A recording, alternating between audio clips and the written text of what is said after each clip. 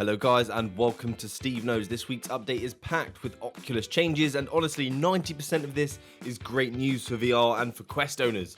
So please consider subscribing, nothing to lose, everything to gain, and it helps me out so much. So enough chin wagging, let's get started.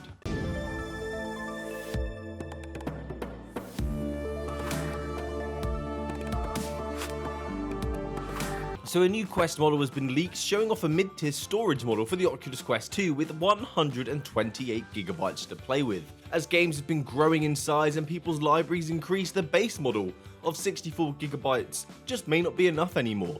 So this first popped up on July the 8th, where a retailer had taken a picture of one of the Quests and posted it online anonymously, and it also had people concurring on Reddit that they also work in retail and have been seeing such stock appear.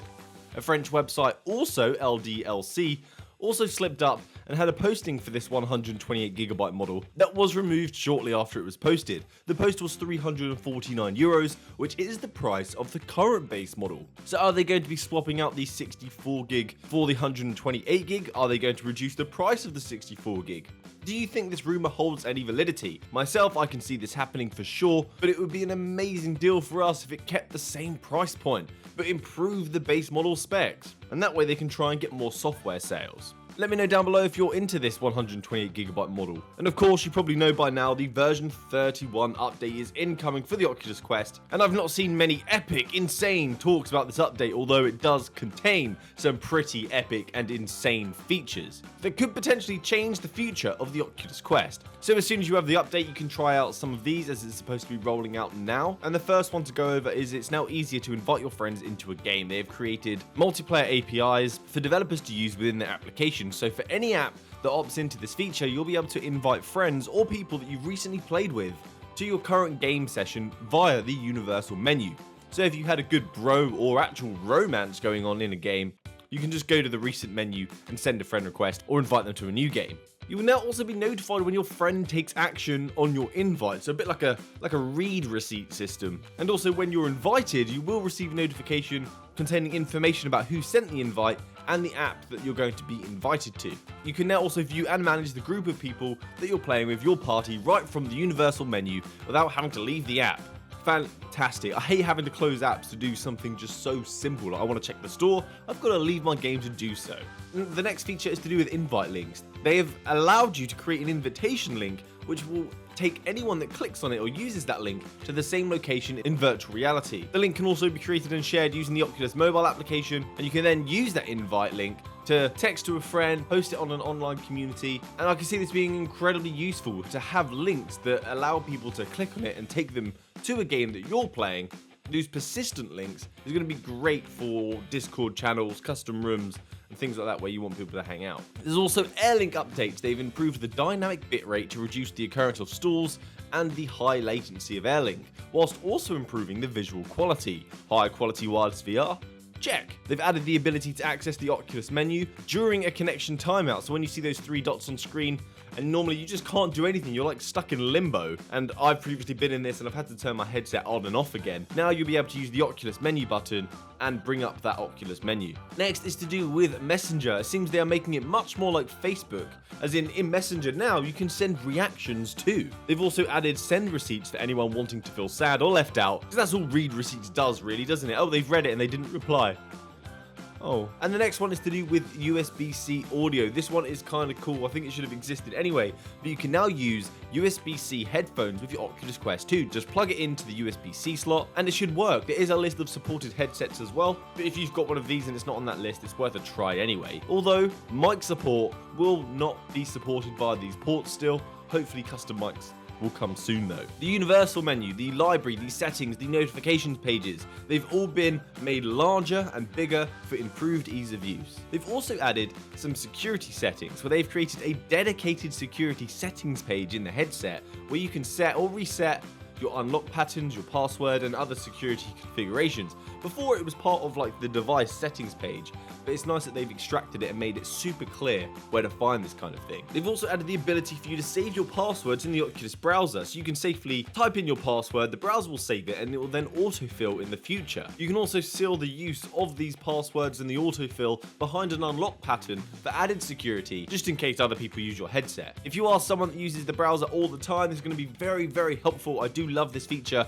on my PC browser client, especially since virtual reality as well. It's not the easiest to type in, so autofill, thumbs up. And normally in these updates, I don't go over the fixes, but a bug that they fixed is kind of concerning, and I want to share it with you. So they have said this update includes a security fix to prevent third-party applications that are running in the background of your Oculus Quest from accessing motion data, including controller and headset movement. Only apps in the foreground should be collecting this data, so they have now fixed that, which is very, very cheeky. Previously, people were able to gather data even when it's not the app that you're actually running. Very cheeky. But something fantastic is in this update. It's not in the build release notes for consumers because it's not a feature we can access, but it is for developers. So there is something else in this update. Very exciting. Oculus posted this on the developer blog. They have introduced a pass-through API, so developers can now play around with the pass-through and add overlays, integrate some pass-through into their games, and this is all going to be in the version 31 SDK. Some people have expressed some sadness that you don't get to access the cameras, so you can't do things like facial marker tracking, which some people may want, which would be very helpful for game creation, like a car game. We could visualize it in AR, that would be awesome. But you can still overlay on top of the live view. Camera access is a big privacy issue, so this needs to be solved. But because of this as well, no images or videos are allowed to be stored that are gathered by the sensors either. So when you're using this pass-through feature, you'll be able to adjust the settings in-app, applying different styles of pass-through, different colors, the opacity level, blending between the real and the virtual world, and the expected production release of this feature so people can actually start putting this into their games or creating productivity apps that use it as well later this year, and that's very, very exciting. I'm excited to see what you guys can actually come up with. But what does suck is the pass-through quality is so bad. And if this is going to be used for productivity, working in 360p, no thank you. Something else in the version 31 of Oculus's API, just more great news, but this one kind of surprised me because it's a move that benefits the future of the VR landscape and allows developers to create games that can reach more people with ease. Facebook said their new features will be delivered using the OpenXR extensions, and their current exclusive proprietary APIs will be deprecated in August 2022 and will no longer be supported. Support for developing virtual reality applications using OpenXR is going to be provided by the developer portal by Facebook as well, and this all sounds like sunshine and rainbows, really fantastic news. But there are some annoyances, like the legend himself, Guy Godin, commented on this update, as he's wanted this pass-through feature for such a long time. I remember his old tweets, and he has said he has months of work ahead of him to get virtual desktop onto OpenXR, which will be required if he wishes to use the pass-through features that they have enabled. Godin, if you're watching, keep plodding along, my friend.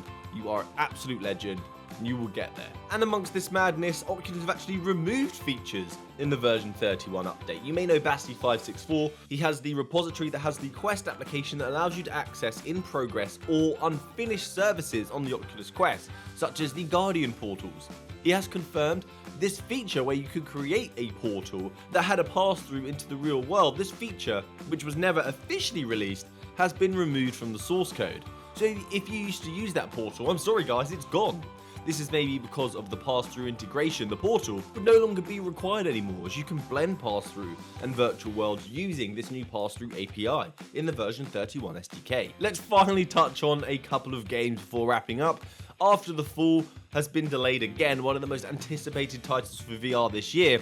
I'm very excited for it. It gives me Left 4 Dead, but for virtual reality vibes. So the game was going to be released last year, but it then got pushed to early 2021, and again it's now been moved to later this year.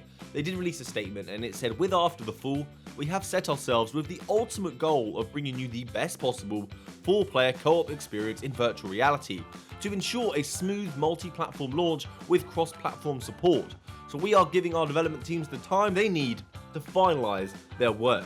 Which fine, great to hear actually, because we've seen games rushed and released early, and we just hate the bugginess, and it tarnishes the value and the kind of branding of that game. Even if they fix the problems that you've come across later on, the damage is done. So get the game right and then release it. Happy to see. Warplanes now, it definitely needs a shout out. They have made their way from side quest to App Lab to the official Oculus Quest store.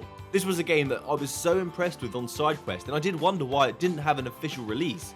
This easily is the best must-have flying game on the Oculus Quest once it drops. So it's set during the World War, and you have objectives to take out enemy planes, drop bombs, whatever your mission may be. And on top of that, you'll gain credits, which will allow you to upgrade your plane to become a more efficient fighter. This is going to release on the 29th of July, and I would definitely put this in a top list. I think it's a great game, and not just because it supports 90Hz. And to note, if you already own the game on App Lab, you won't lose out. You will have the game available on the official store at no extra cost. So that's it from me today, guys. Not much about games, but lots about new features and changes in the Oculus space that I am so excited for to see in action. VR and AR combined was always going to be the way as well. And adhering to an industry standard, I'm very happy to see that this week. So guys, thanks for watching to the end of the video. Please subscribe and have a good one. Happy gaming. Good day.